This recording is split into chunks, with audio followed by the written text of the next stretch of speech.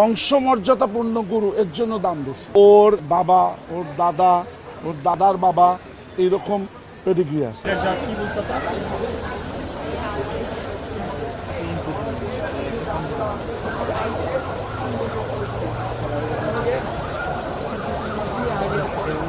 গরুটার দাম 1 কোটি চাওয়া হচ্ছে। এটার অনেক কারণ আছে।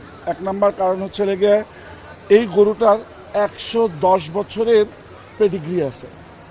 মানে ওর যে বাবা, ওর দাদা, ওর দাদার বাবা, এইরকম পেডিগ্রি আছে। আরও সবচেয়ে বড় কারণ হচ্ছে ওর বাবা হচ্ছে ওয়ার্ল্ড চ্যাম্পিয়ন ব্লাড লাইন। এটা হচ্ছে আমেরিকান V8 র্যাঞ্চের আপনার যে নোবেল সিরিজ, ওদের সবচেয়ে বেস্ট সিরিজ যেটা নোবেল সিরিজের একটা বুল।